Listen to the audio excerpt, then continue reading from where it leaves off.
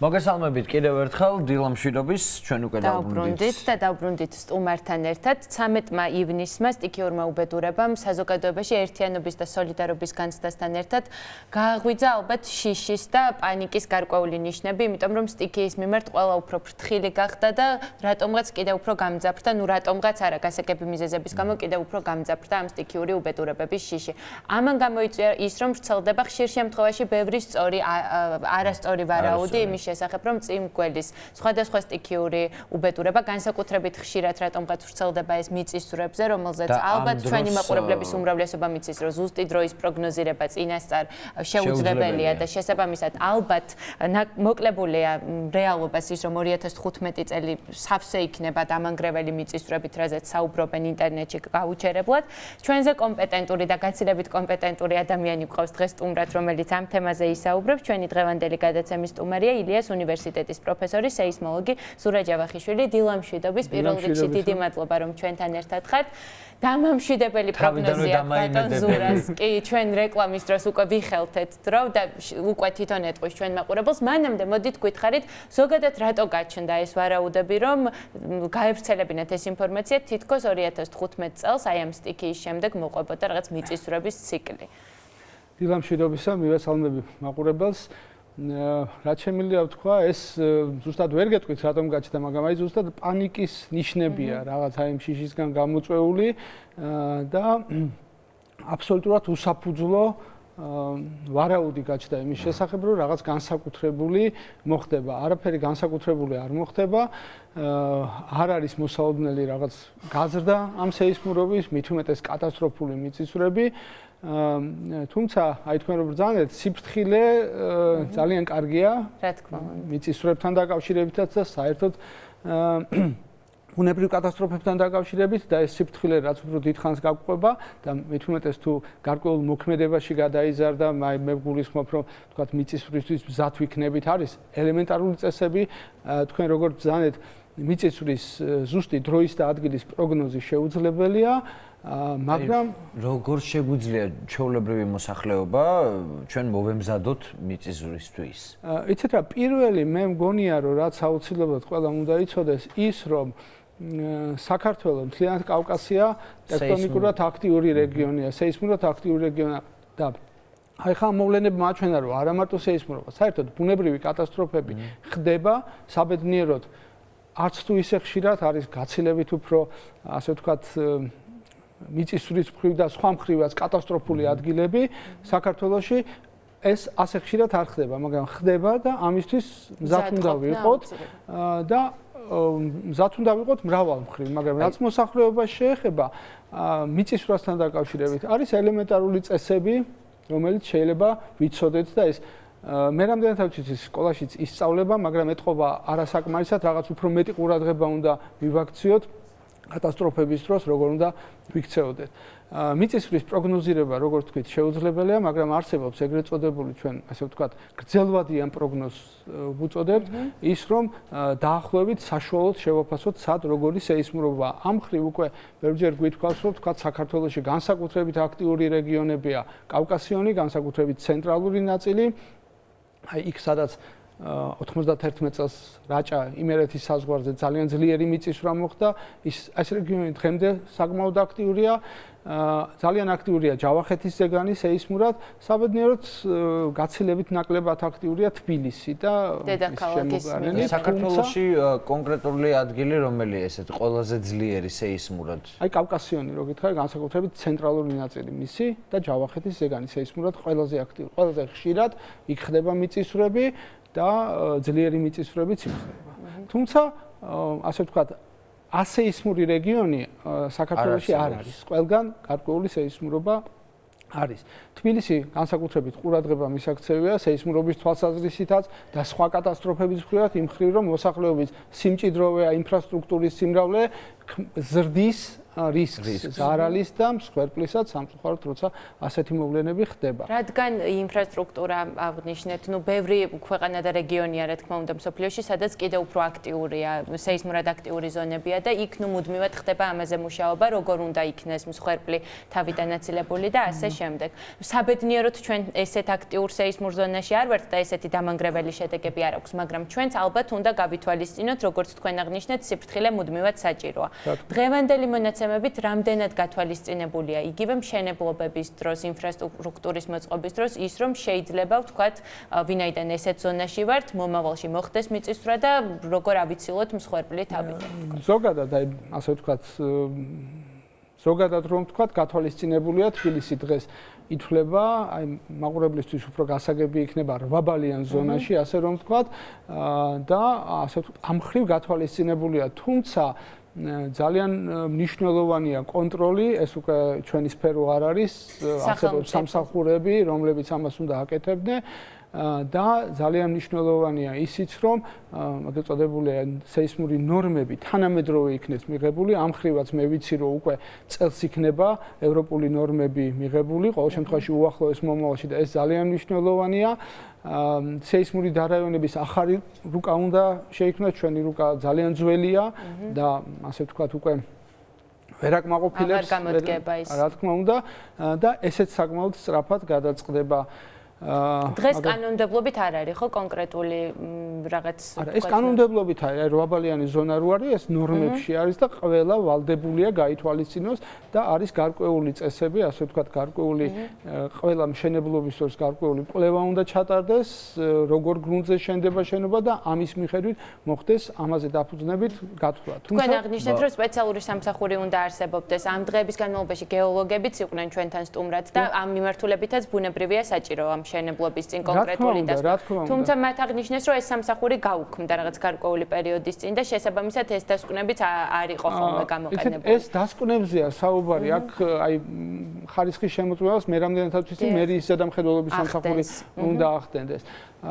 რა თქმა უნდა, კანონმდებლობაში უფრო ცხადად უნდა იყოს, თქვათ, რა შემთხვევაშია დამატებითი კვლევებით ჩატარება, ისე რომ ვთქვათ, ჩვეულებრივი სტანდარტული შენობებისთვის შეიძლება ეს დამატებითი განსაკუთრებული კვლევები არ იყოს. რა თქმა უნდა, სირთულე არ არის, მაგრამ ну აი ამ ნორმებში, ხა თანამედროვე ნორმებში მე რამდენადაც ვიცი, ეს ძალიან დეტალურად იქნება და კარგად რაც გადმოვა უკვე ჩვენ კანონმდებლობაში. ბატონ ზურა, ამ გავრცელებული ინფორმაციის ფონზე, როდესაც საუბრობდა ყველა რომ დაველოდოთ მიწისძვრებს და ასე შემდეგ და ასე შემდეგ და რეალურად გავიგეთ, რომ შეუძლებელია მისი წინასწარი პროგნოზირება, განსაკუთრებული პანიკა მაინც მოიცვა ზღვისპირეთში, ასე ვთქვათ, ბჭყალებში ნავარაუდებმა მიწისძვრამ. და ბუნებრივია ხალხი ამ შემთხვევაში ნერვიულობს, იმიტომ რომ ზაფხულია, ყველა მიდის ზღვაზე და სასუნებლად რამდენად ახლოს არის, ასე ვთქვათ, ამ შემთხვევაში როგორ შეგვიძლია ვივარაუდოთ ეს ზღვისპირეთთან მიმართებაში. ზუსტად იგივე შეგვიძლია, ვთქვათ, არანაირი ასეთი მონაცემები, ანუ ესეც შეგიძლიათ ხალხო დაისვენოთ.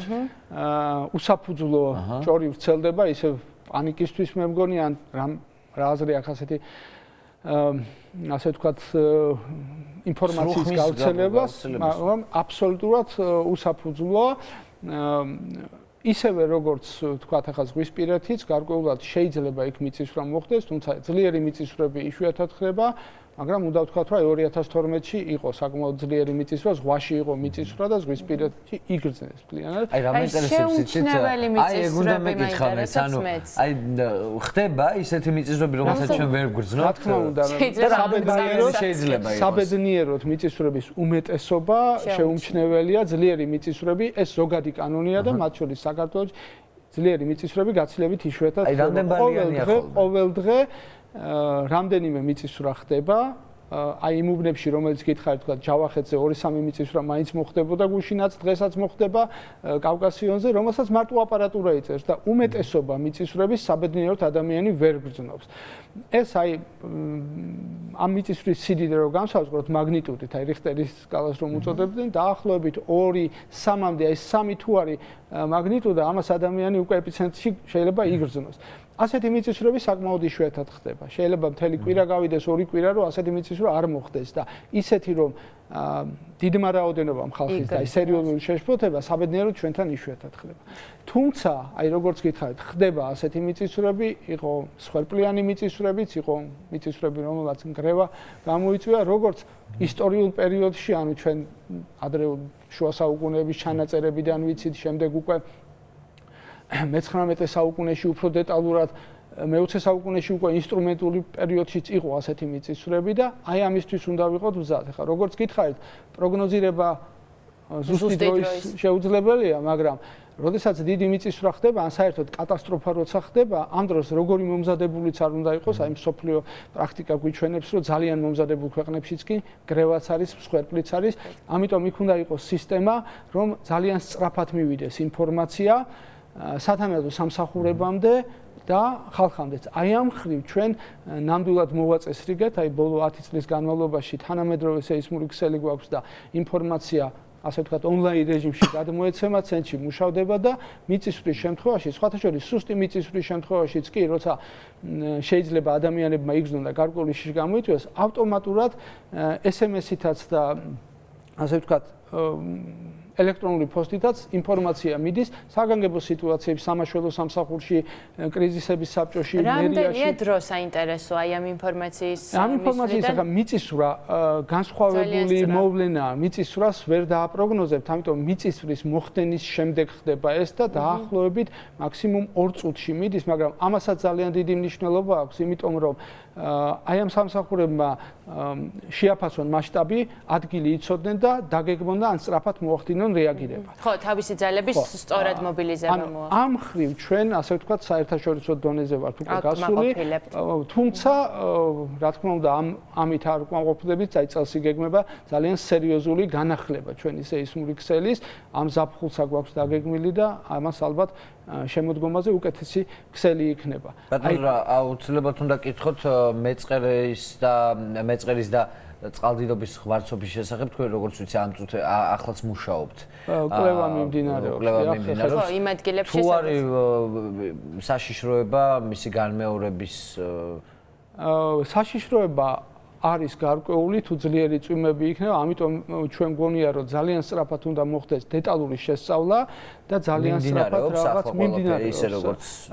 ახლა მიმდინარეობს, ანუ იქ მეწყერი, რომელიც ჩამოვიდა ნაწილი, ასე ვთქვათ, მთლიანად არ მოწყვეტილა და არის ნაწილი, რომელიც შეიძლება ნელ-ნელა თანდათან ჩამოიშალოს, ან თუ რაიმე, ასე ვთქვათ, ძლიერი წვიმები იქნება, შეიძლება უცბად. აი ამიტომ ეს ხელოვნურად ვთქვათ, ამ დარჩენილი ნაწილის მოშორება არ შესაძლებელია ამის განიხილება და ამის გადაწყვეტილებაც უბრალოდ სწრაფად უნდა მივიღოთ. ახლა ჩვენ თვლით, რომ უბრალოდ ნებისმიერი გადაწყვეტილება უნდა ძალიან დეტალურ კვლევას ეყრდნობოდეს, მაგრამ ეს კვლევა ძალიან სწრაფად უნდა ჩატარდეს. ჩვენ არა გვაქვს თვეები და წელიწადი, რომ ვთქვათ, ამას ვუყუროთ. იმიტომ რომ წვიმები ვთქვათ, შეიძლება ძალიან სწრაფად მოხდეს. ანუ რაღაც გეგმა უნდა იყოს მოკლევადიანი გეგმა, როგორ გავაუმჯობესოთ სიტუაცია და ამასთანავე გრძელვადიანიც, რომელსაც დასჭირდება თვეები და შეიძლება წლებიც დასჭირდეს, აი ვთქვათ, ისეთივე შეტყობინების სამსახური, ეგრეთ წოდებული ადრეული შეტყობინების სისტემა, სხვათა შორის განსხვავებით მიწისძვრისგან, განსხვავებით მიწისძვრისგან მეწყერსაც დიდი დრო ჭირდება და